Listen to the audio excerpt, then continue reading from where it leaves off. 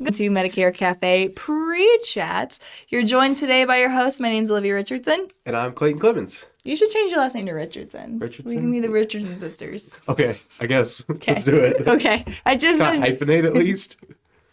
Okay, never mind. Anyways, so welcome. If you are somebody, you're like, oh my gosh, I love the Medicare Cafe, but the first minutes of the Medicare Cafe is just ungodly and I can't handle that. We get it. This is only if you're watching the recorded version. If you're joining live, you know what you're getting yourself into. Yeah. If you're watching the recorded version, just skip ahead about 5 minutes. We start at 10 a.m. every Tuesday. We log on just a little bit early to answer any burning questions you may have had or simply just talk about our day. And we have a lot to talk about our day. Some things to talk about insurance, but a lot about our day. This is my text line. You can text this at any point. I will answer. That is my direct line. So even if you are watching the recorded version of this, you can text this here, and it's me. Hi. The problem is me. Speaking of Taylor Swift, how about them Chiefs? That was wild. I was so bored in the first half of that game. I was not bored. How could you be bored? I was only entertained so by much. the food and snacks that I had in the first halst. That game was. I'm not a Chiefs fan. But you're a football fan. That was football. Crazy. The first half was mid. First of all, you're 33. Check yourself. You don't say mid. Second of all, I do say it. The game was intense. It not a high scoring game, but that's how you know it's a good game. There was too many punts. I don't like to see that's the punter how that you much. know it's a good I don't like game. to watch the punters. You're just upset because defense wins championships. Yeah. And it was a very defensive game. It was. But that's not what I wanted. I wanted the game to be in the 40s. And I'm like, we'll get there. It just took a long time. No. So, are you a gambler? This is recorded. I am. I love it. Did you have any fun bets going on? I did. Obviously, you're playing for chips. You're not playing for actual money. Of course not. Right. No. Hypothetically, I would have gotten more money if Travis Kelce scored a touchdown.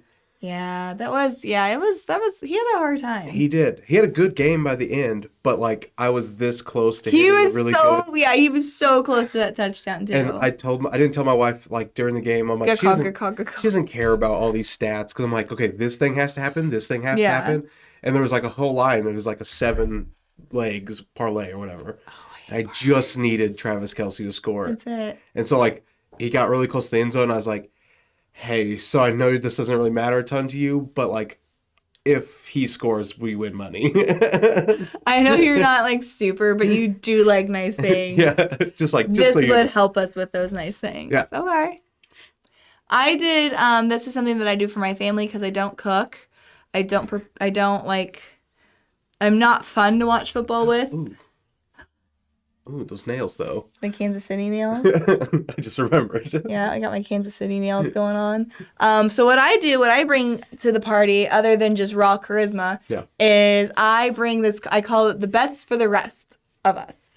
The bets for the rest. And what I do is I bid on things that have nothing to do with the game. Ooh, so it's okay, obviously the coin toss, obviously first commercial. We did how many times will Taylor be after kickoff, how many times will Taylor be on screen? Nice. I lost. I picked 6. Ooh. It was 11. Yeah, you got to take the over on I know. How long will the national anthem be?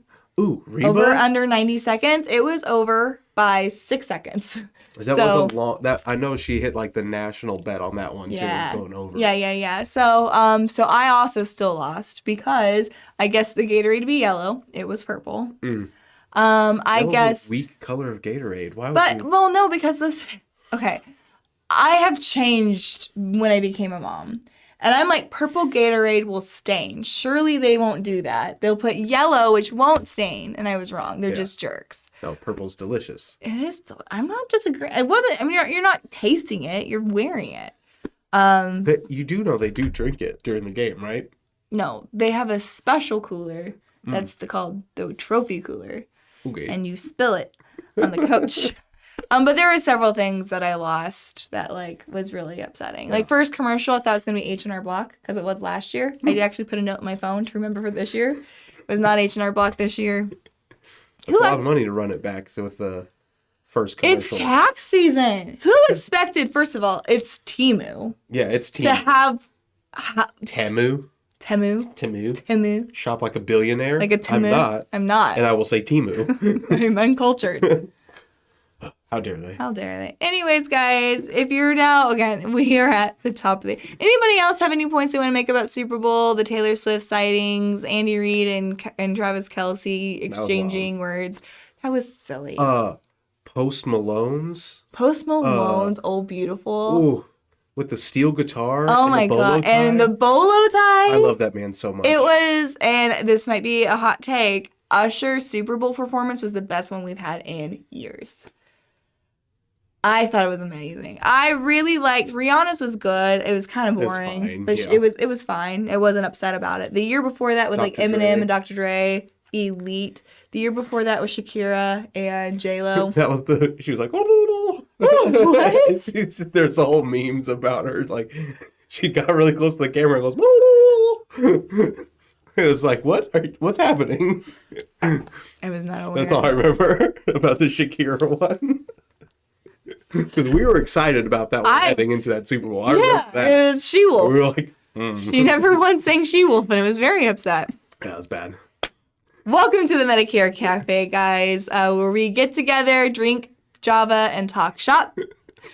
Java. Yes, Java. Java. That was hard to say. Yeah. Drink, not booze. We drink coffee. If you watched the pre-chat, you'd be convinced that there was something else in I Java. wouldn't blame you. Yeah. I wouldn't blame you at all. There's nothing but spirit, excitement, and opportunity in our Javas. My name's Olivia Richardson. I'm Clayton Clemens. Excited today to talk to you guys about brand building activities, things that help build your brand recognition, regardless if you're a local agency or if you are a national or agency, is really important to do both. Why is building a brand so important? Well, like, again, look at Super Bowl. We're talking about the biggest companies who have more brand recognition than any other company are spending millions of dollars to consistently keep their message in front of you. And if McDonald's is like, hey, maybe we should run some advertisements, I feel like it's probably a safe bet we should too. And Temu was like, we're sick of people saying our name wrong. We're going to play 8 commercials to tell you what it is. They're just messing that up. It is Temu. Just lean into it. Who's Team Temu, Teemu, and Team Temu? WRONG. Yeah. And it's actually funny that you mentioned that, talking about like correcting people. So funny story, if you know the story of like Amazon's logo, right? It's Amazon, the word Amazon, and there's like a smiley face under it, right? Yeah. Not a smiley face. Did you guys know that? What it's supposed to be is an arrow. Thank you. Sarah says it's Temu. Queen, I agree. Yeah. So with Amazon, it's actually supposed to be an arrow from the A to the Z. Saying that we have everything from A to Z. I'm looking at it right now. However, everybody thought it was a smiley face. So instead of like running 8 Super Bowl ads, they just kind of changed it and actually leaned into it being the smiley face. But the original Amazon was supposed to be from A to Z. Well, they were like books at first, right? They were literally just books. Yeah. Yeah, and turned into our overlords. So why do we want to talk about the importance of building your brand? It's all about coming between prospecting versus marketing. The two of them are not the same whatsoever. You do need to make sure in your agency, regardless of where you are in the life cycle of your agency, you do have to acquire both. Prospecting is the idea of, how do I get a sale tomorrow? What am I doing to generate leads? Are you purchasing leads yourself, or what are you doing to actively generate leads? Very important. It's a how do I write business tomorrow tactic versus marketing, which is a how do I keep my doors open in 30 years? How do I build value in my agency beyond just the commissions that I'm getting? That's going to be activities that are going to be getting people to seek you out, to seek out your services versus you trying to throw your message and trying to get people in front of you. It's people seeking you out because they know who you are, they know your services, your reputation precedes you. Yeah, a lot of times with the established agents I'll talk with, they don't do much prospecting anymore because they did that at the beginning and their marketing was so good, or their business like structure was so well done that they got a lot of referrals back. Yes. And now that's kind of how they self-sustain, which I know we'll talk about a little bit later. Sure. But that was a question I ask a lot of the new agents I work with, is just, if you had to make a sale tomorrow or insurance was over, what would you do? And just like hearing them kind of be like, well, what do I do? It's like, okay, then we talk about prospecting. That's prospecting. Yeah, that's such a great point. I love that. Now, what we like to do is familiarity equals trust, and trust equals sales. The more people are familiar with you, the less you have to overcome that trust barrier. It's like if I gave you 2 clothing lines or 2 like really expensive shoes to buy, are you going to be more comfortable buying these if they're more comfortable? If they're the cost the same, are you going to go towards the Under Armour's or go across this like brand you never heard of? Like that brand you never heard of may be a better shoe, but if you're spending the same amount of money, you're going to invest in something you're familiar with because you innately trust it more. That's why I talk about making your name doing what Kleenex did. Like I just did a talk in Jackson, Mississippi where I talked about this, but it was talking about did you hear what's going on in Jackson, Mississippi? No. We'll talk about this at the end. We didn't talk about this event at all either. Oh my God, we'll talk about it at the end because it's like scary, okay? But anyways, not just because I was there. I learned about this on my way home. Anyways, so when you say like I need a clean, like you don't say like I need a facial tissue. You say, can you give me a Kleenex? Yeah. You don't say like my lips hurt. Can you get me lip balm? You say, can you get me chapsticks? You don't say, can you give me an adhesive bandage? I need a Band-Aid. Yeah. Those are brands. That is not the name of those things, but they just have become so synopsis with that. That's what you need to be doing with your insurance company. That's a really good one. I always think of that with Kleenex and chapstick. Those are the 2 that stick out the most to me. And I forget about Band-Aid all the time because, like, no, Band-Aid's a Band-Aid. It's a Band-Aid. No, that's the brand. Yeah, You're using an adhesive bandage. No, I'm not. No, I'm not. It's a Band-Aid forever. So just keep that in mind. And when we talk about all of these activities, we're going to talk about 4 or 3 different activities that can build your brand. Understand that consistency is key. If you do one of these things one time, it is a waste of your time, a waste of your resources. If you're not doing it consistently, because again, it's about building familiarity, then it's not worth your time. Yeah, definitely part of that familiarity has to be consistent messaging, consistent imaging. I know that's something that we look at a lot. Is just like, are you pushing out images that are similar to each other? Like, does it feel like it's a cohesive plan, or is it just kind of scattered what you're sending out and they're kind of all different pieces? So keeping that consistency is definitely something I see being really important. I'm going to do this a lot. Okay. Number 1 brand building thing is by far the easiest. That's using social media. 2 platforms I would focus on is going to be Facebook for business to consumer. So like if you're trying to build your brand around like clients, obviously Facebook, 68% of people over the age of 55 have a Facebook account. So it's really, again, that's where the people are, and it's free to be on there.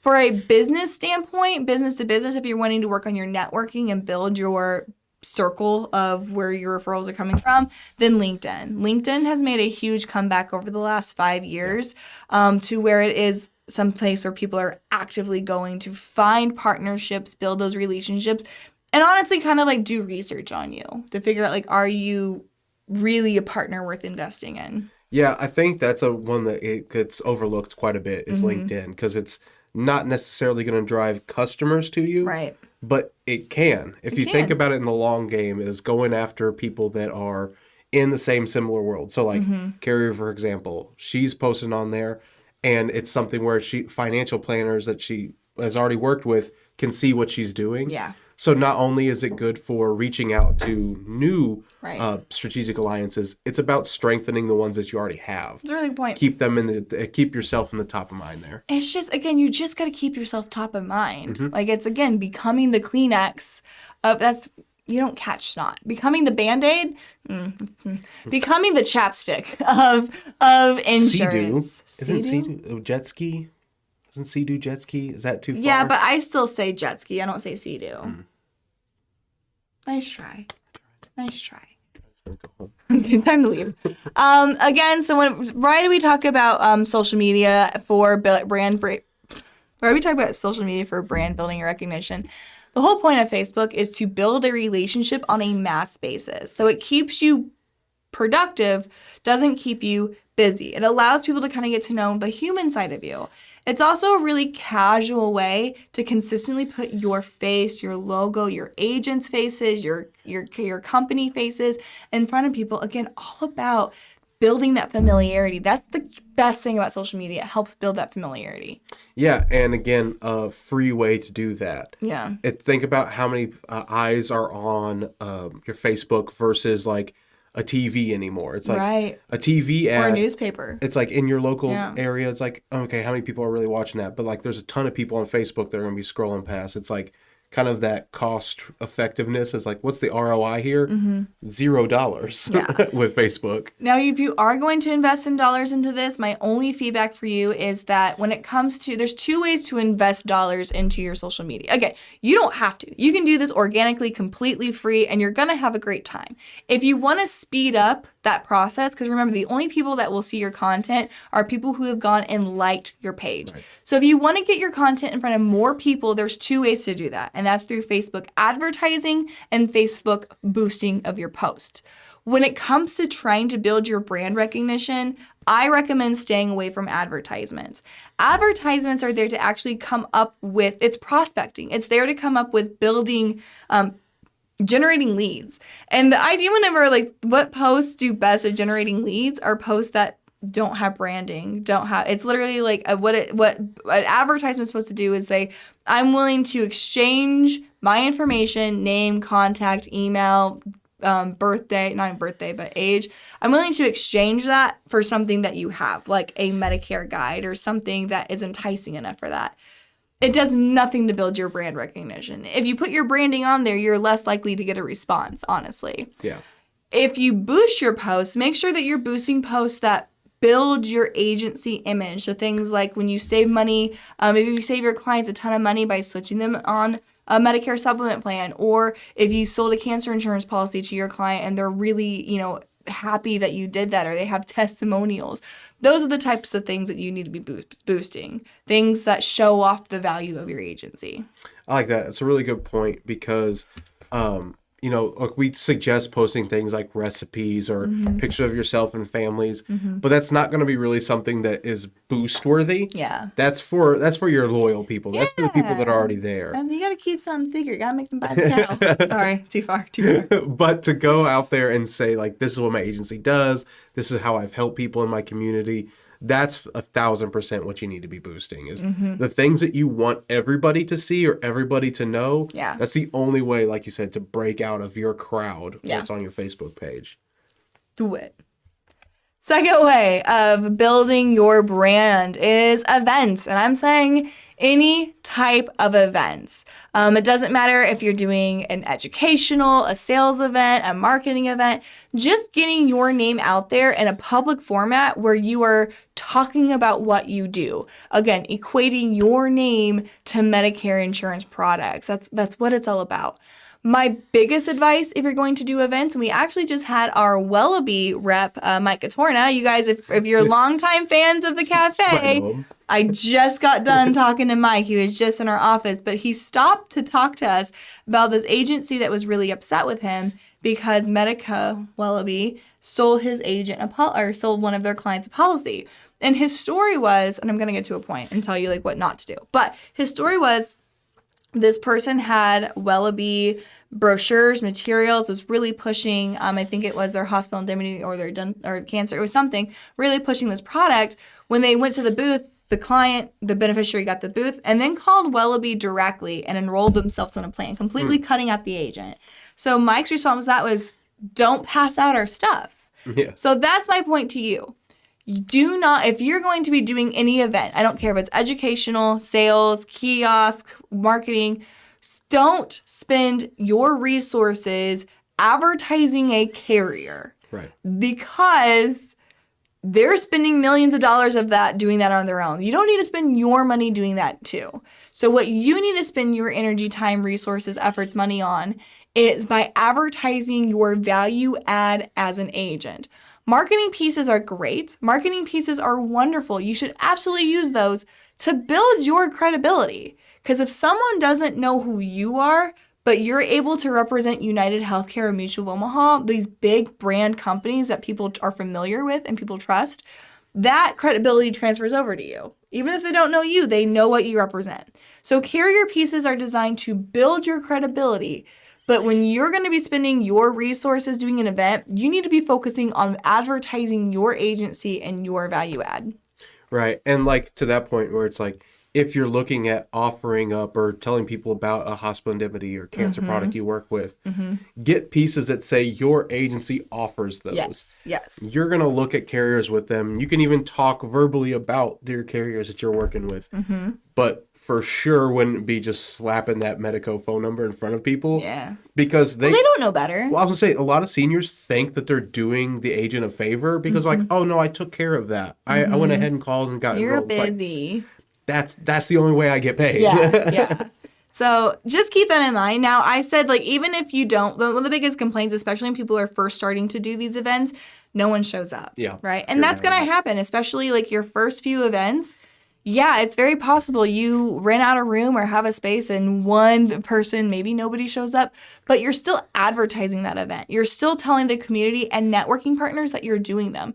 You are equating your name as an advisor and as an expert in Medicare insurance. Right. That is the best way to build your brand. Yeah, it's about establishing yourself. The people that show up, the number of people that show up has nothing to do with that. You're right. That's the people who show up, that's the prospecting. Like, that's good. That's prospecting. Like, you want people there. Absolutely. But to not get discouraged by that. If no one shows up, it's still marketing. Exactly. Yeah. I keep interrupting you because you're really right. And I'm like, I agree. Let me talk now. It's so right. Yeah. And again, I talked about this at the event that I did in Jackson. I love client appreciation events. A lot of people don't do them because how many times in the past year have you used like the term return of investment? Ooh, lots. Because it's really hard. With most of your marketing activities, it's so hard to pinpoint an app to a marketing activity. You can't do it, right? How do you know if your billboard's working? You'll never know. No one's ever going to call you and say, saw your billboard, I'd love to work with you. Like, it's familiarity, very slim right? chances that happens, yeah. So client appreciation events, it's really difficult to figure out what is the return of investment on those. But what I love about them, you build the relationship. People want to work with their friends. So when they're in a low sales, low pressure environment, when they get to know you a little bit better in your office and your staff, they feel like they're working with a friend and your loyalty is going to skyrocket from there. But in addition to that, they're going to bring their friends. They're going to bring their family. They're going to bring other decision makers, and you're going to get a lot of referrals. And so it is a really awesome way to market and prospect. Yeah, thinking of it more of just purely this is a marketing thing. I'm not for sure I'm going to get a bunch of sales out of this, but the kind of name recognition, all that stuff that goes along with marketing keeps going. I'll say it like this. If you're somebody who you're going to be in this industry, your goal is to be in this industry for 1 to 2 years, maybe 3 years. If you're like, that's all I want, then don't do this. Right. Like, then you really should just be investing in prospecting and doing carrier-sponsored events and not worried about building your brand. If you want to do this more than 2 years, which I imagine you do, if you didn't, you wouldn't be on this web series, then you have to invest in the brand building activities. For sure. And the last thing I'll say about events is, again, the consistency we've talked about with marketing so key. Is such a key thing of having a consistent day of the month that you do. If it's the first Tuesday of the month that you're at a specific location, or like a client appreciation, you do it annually in the same general time of year. I love that. Such a good point. Keep that consistency going across all of these different things. That's all you need. I love it. I let you finish your sentence that time. You did. Growth. You're like, I got this. Growth. Heck, I'm going to power through. The last one I want to talk to you guys about how to build brand recognition is actually talking with your current clients. Your clients are someone else's prospect. I have never met an agent that was like, oh, you work with Clayton? If you already have an agent, just go ahead and call them. I'm sorry to bother you. Have a great day. No, it's like, no, if you took my phone call or if you're here in front of me, I'm going to sell you something. Yeah, it's an opportunity for that agent. It's an opportunity. So what you need to do, in addition to building this brand recognition with prospects, is to make sure that you have that relationship with your current clients. And we've seen that 7 contacts a year tends to make the most sticky client. Right. So What does that look like? So 7 contacts a year might sound like a lot, but when you start to eliminate or start to think of the different ways you're reaching out to them, if it's a birthday card, if there is a holiday that you want to send a card out. Thanksgiving.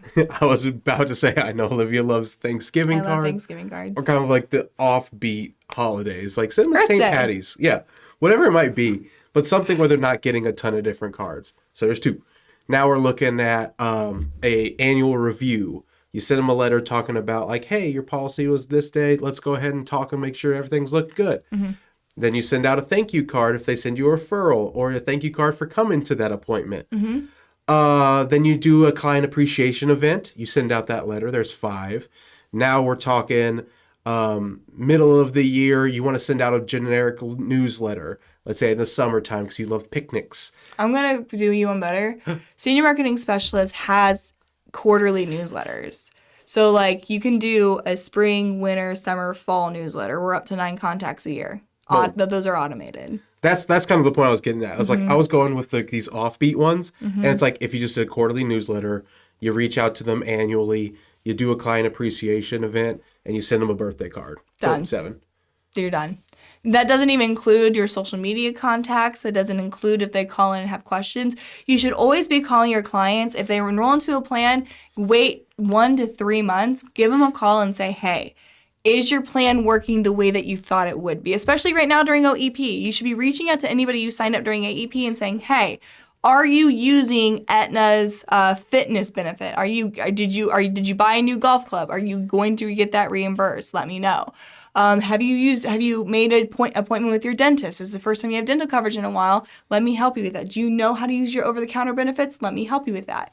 If they are actively using that plan, they're not going to change coverages without telling you about it. So if they're actively using that outside of being sick, you're set. They're not going anywhere. So just doing things to make sure that like you are top of mind and you are consistently to the answer to the problems, the solution to the problems that they may not even know that they had. That's value add. That's brand building. And that's definitely something too. That mic's too expensive. Drop the mouse. No, that seems expensive too. Josh might be mad at you. We're not going to talk about it. AirDrop. Thank you. AirDrop something at Apple phone. That's not the point. Go ahead. Sorry. I am fine. No, I was going to kind of reiterate on that is just reaching out to your clients during OEP is a great opportunity to start off the new year and check off one of those things. Get you if it's like a new process to you that you have to do 7 a year and you're trying to get yourself like, okay, I know I need to do this. Get a dry erase board somewhere and just say like, okay, I have talked to my clients. I sent a newsletter out and erase one of those things till you get down to 0. Mm-hmm. Just kind of that visual tracking is something I personally love. I'm a very visual person. Terry, my favorite human, says, I was told by a senior marketing specialist that I should not list the carriers on my website. So when or if should I tell people about my carriers? So let me tell you, and she said also J-Lo had a restaurant here in Pasadena. What was it called? Why do you say it that way? I don't know how to say it. Pasadena? Pasadena. I feel like you're probably saying it right, and I'm saying Timu. I'm honestly I'm proud of myself that I could read it to where you recognize what I was trying to say, if I'm being very honest.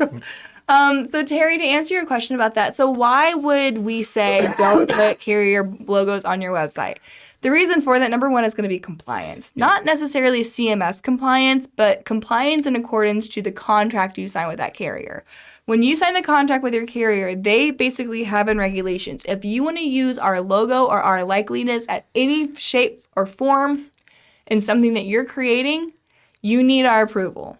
Some carriers, that's super simple. Some carriers, just let us know and we can shoot an email and we can get it in writing. Yes, I give this person the ability to use my logo. However, 99% of the times, you're just not going to get that access. Yeah. So making sure, if you have carrier logos on your website that have not been approved, technically your contract is at risk. You're not going to get termed, at least not the first time. If you're consistently doing it, you will get turned. But so I'm not saying you're gonna lose your contract. I'm saying that it is in your carrier contract to not use their logos without their permissions. So that's why we say you can't put them on your website, because we always have to, we can't toe a line. We have to be black and white when it comes to this compliance stuff. I would definitely lean on two. What products do the carriers offer that you want to tell your clients about? Going that way. Yeah. Of just letting them know, like, I work with Medicare supplement plans. I work with Medicare Advantage plans, cancer plans, hospital indemnity plans, all the different stuff that you want to tell them that these carriers do. Because somebody might, like, GTL is big in our industry, and we all know that name. Yeah. They'll see that logo and be like, who's that? What do they offer? Mm-hmm. So just tell them what they want to know already is what products do you work with? I agree completely. And another way of doing that, because again, like, especially, like I said, it does working with carriers like Aetna, Mutual, United Healthcare, Cigna, Anthem. Those are branded, well-known companies that do build credibility. If you don't have credibility, the carriers you have build credibility. Now, obviously, you have to be careful because somebody will say, oh, I was on United Healthcare and they didn't pay for my knee surgery or they didn't pay to get my tooth removed whenever I was on group coverage, and they don't understand the difference. They just see the logo. So sometimes if you tie yourself too closely with the brand, you'll have enemies before you have friends. But the point I'm trying to make is if you do want to showcase that you have these carriers, what you do is actually on your social media, go to their Facebook pages and share their content. And you don't have to, and that's all you have to do, because if you're sharing their content, it's content that they created, content that they made. You sharing it does nothing to hurt compliance because it was made by them. It wasn't made by you. So if you do want to advertise and talk about those carriers, using your social media and sharing content is the way that I would recommend doing it. But to Clayton's point, especially when it comes to those products, like those ancillary products, it's better to say, I have a solution for financial devastation of cancer. If I have coverage for you if you go into the hospital, I have coverage for you if you go into the nursing home. Saying things like that, because at the end of the day, they expect you to do the job to research the carriers. Their job is to say, we're there. For sure. And the only asterisk I'll put on there with sharing carrier content, like on your social media page, don't make that everything that you do. Yeah. That's like once every other week, once a month. I don't know. Every now and again. Yeah, but just don't consistently share other stuff because then you're driving them away from your page. Great point. But for a carrier, like sometimes you want that recognition of like, I work with this carrier without blatantly coming out there and sharing their logos and be like, I work with Cigna. It's like, so sharing a post like that sporadically is a great idea. Yeah. Just make sure you have other content as well. And Terry, you can go ahead in most cases and put just the name on the website. If you're not putting the carrier logo, you can oftentimes put their names. But again, things can get pretty hairy with, again, how carriers even want you to use their names. Logos is what they mostly care about. Those are going to be like copyright and like trademarked, and like those are the ones you got to be careful with. Names can be okay based on the situation. But again, just wanting to make sure you're using it to build credibility, not for prospecting. Guys, that's it. The biggest thing is like why lead generating, aka the prospecting of this, is not the time to build your brand. If you're wanting to send out mailers or send out things that you're wanting to get a return of investment on as far as new clients, just knowing that like lead houses work because their pieces are incredibly generic. Facebook advertising, internet leads, any type of like lead generating activity tend to be incredibly, almost, I hate to even say it because it sounds bad, but like misleading as far as like when somebody is responding to a lead and giving out their information, what actually happens next, right? Sure. And so like the most responses you're going to get from leads are things that are not branded towards agencies because nobody wants to be sold to. If I know that I'm going to get a call from somebody because I filled out this information, I'm less likely to fill out that information. So they're a little bit like they have the disclaimers like you may get contacted by somebody, all that stuff. But like if like your people are much more likely to fill out leads and things like that to things that are less branded, less marketing based. So prospecting is not the time to really try to build your marketing. There's only a few activities that truly do both, and like events do both prospecting and marketing. That's what I was going to lean on. If you're trying to do both, events is really the only avenue that I could justify saying like this is a good way to do both of those things at one time. Yeah, from my perspective at least. Hey guys, that's the end. It's the end. We did it with a minute to spare. any questions, comments, concerns, threats, or promises, please let us know. In the meantime, if you do, make sure go to our Facebook page, the Medicare Cafe agent group, and get on there. I know Ben and Clayton share things pretty often, as well as agents get on there, ask questions, and just a great community to get to know each other and kind of feel like you don't have to be alone. Even though you're an independent agent, you don't have to be by yourself doing this. For sure. Do you have anything else to add in your wise and wisdomness? Offer cancer insurance. Always. CARE. It's our CARE initiative, cancer insurance, awareness, this was a conscious effort this morning. And education. Yeah, I'm going to be on camera today. I'm going to wear my CARE shirt. Remind people. Brand recognition.